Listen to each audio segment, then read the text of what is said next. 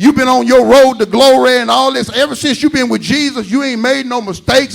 You ain't never turned back. I didn't come to see you this morning. Your service be next Sunday maybe. But this Sunday, I come to talk to somebody that almost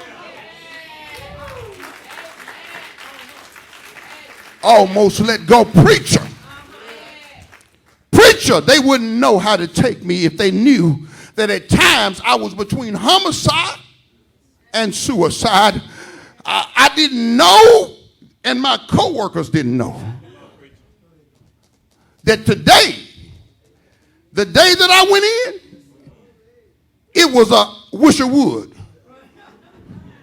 You don't know what I'm talking about. About 2 or 3 of us done had them wish of wood. Let me just bring it home. I got about 3 or 4 mothers that done had some wish of wood. Huh? My mama used to have them all the time.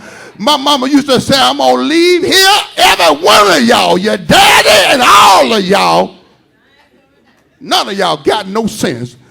The more that I fool with you, the more crazy that you get. You think I'm going to come to church because I got some new clothes? Driving a nice car? Think I'm going to come because I'm sitting beside somebody that got a master's degree? That I'm going to cross my legs and start sucking my teeth, looking out the side of my eyes at somebody? Oh, I'm going to give a God a can't help it praise. Ain't no telling what I might do. You just say... Tell you what, if I act up, charge it to the game. Just charge it to the game, baby. Because you don't know and you could not take to what Jack Nicholson said. Jack Nicholson said on the stand, said, we want the truth. Jack Nicholson got tired of her and told her, you can't stand the truth. Baby, you can't stand to know. It's about 3 or 4 of us got a you can't stand this story. I can't tell you from where God brought me from.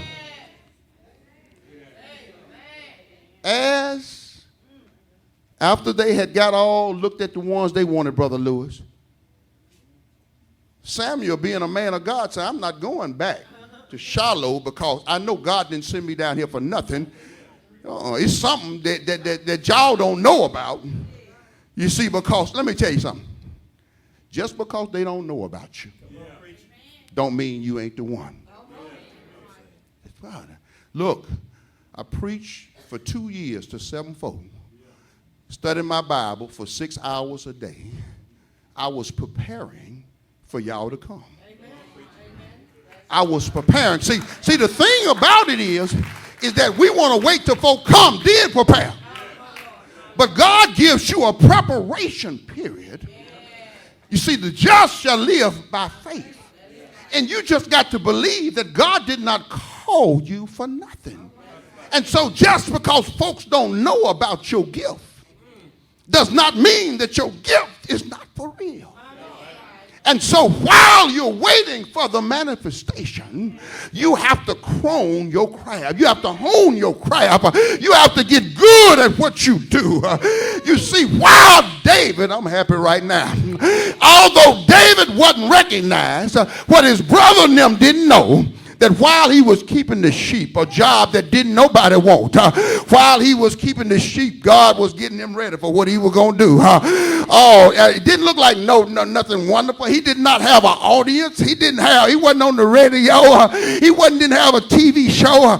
But there out there with the sheep, a bear decided he going to take a sheep.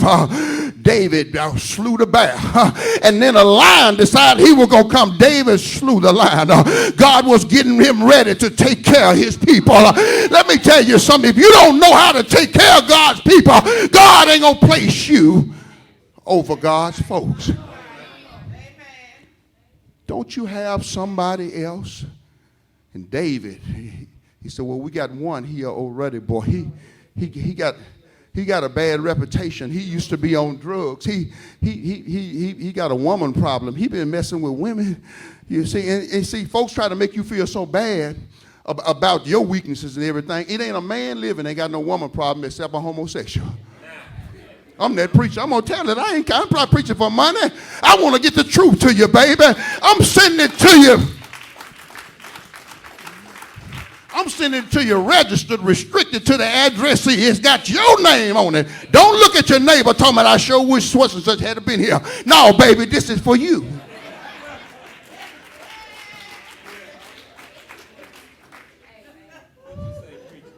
I said, don't you have somebody else? Destiny is inside of you. You ain't got to go looking for folk. They told me, they said, well, what you need to do is you need to get a billboard. They said, you need to put something in the newspaper. You need to tell folks about the church or whatever. I said, no, I ain't going to do none of that. I ain't going to do nothing. Destiny will find you. You ain't got to be trying to run out here and make no name for yourself, baby. Destiny will find you. Whatever it is, God said that I will not let my word return unto me void. If I said, Brother Alex, that I'm going to bless you, I'm going to bless your family, I'm going to bless your finances, you ain't got to try to figure out how I'm going to do this. All you got to do is wait on God. You got to trust God through the droughts. Trust God. Look at your neighbor and say, it's the drought. It's the drought. It's when I don't see nothing. That's when I've got to trust God. It's easy to trust God when the manifestation is there. It's the drought. It's when life, everything that I'm going through looks contrary to what God said. That's when I struggle, beloved. It's not that I don't want to believe him, but I have to ask God sometimes, help me to believe. I remember the struggle with this church. And I can remember God speaks to me in the shower a lot of times. And I can remember being in the shower. And I can remember financial troubles.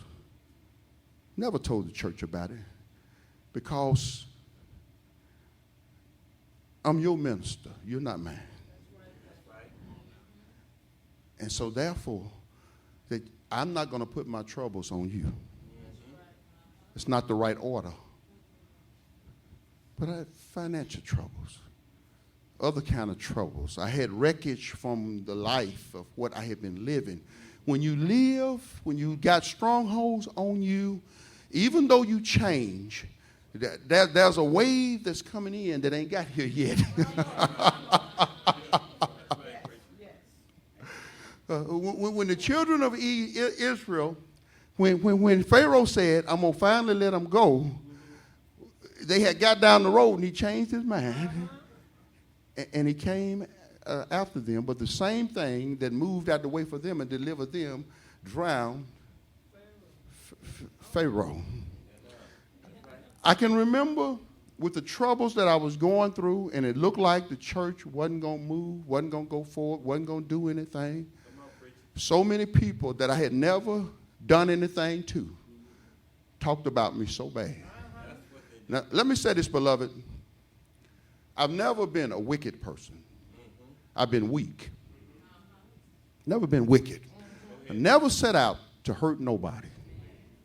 But I've been weak. I've been weak in my flesh, that my flesh says, get it. And I said, all right. I ain't the only one. I wasn't wicked, I was weak. But I experienced people that I had never, ever said anything bad about, had never had no kind of bad feelings about, that folks tried to come to the church. Oh, no.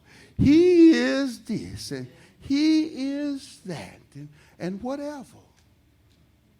And I can remember standing in that shower. Go ahead, preacher. And I remember God telling me, he said, you're going to go out there to that church if you have to walk, ain't you? That's what I'm talking about.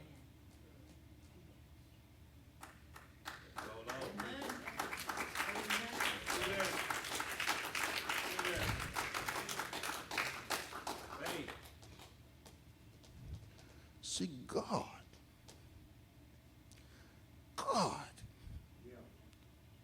has to get you to the place that nothing will keep you from your destiny. God, you promised it to me. They may be laughing at me. Everything may look like it's not going to happen. God, I'm going to trust you. As Abraham trusts God at 100 years old for a child, I've got to hope against hope. They went and got him. He was surprised. Y'all ain't never asked me. Y'all ain't never looked for me. Y'all ain't never invited me to. What? Huh? But something inside, destiny said, it's time. It's time now. He walked up there. When he walked up, he didn't make his way, Brother Carl Ray. He didn't push him through nothing. When Samuel put the horn of oil over him, the oil began to fall on David. But David didn't go from the ceremony to the palace. He left there and he began to serve somebody who was jealous of him. He was just playing the harp and trying to play the devil out of the man. He didn't want the man's position. As a matter of fact, when the man was on the run, David's men told him, said, man, you can take Saul out. What David did was, Saul was asleep. David walked right up on him and cut a piece of his garment off, went off from him and held it up, said, look, I had your life in my hand.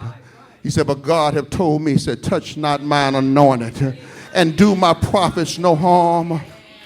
Let me tell you something. David had a son that he loved, Absalom, but his son didn't love him. Let me tell you something. If you got destiny inside of you, God's going to make it where something that you love don't love you.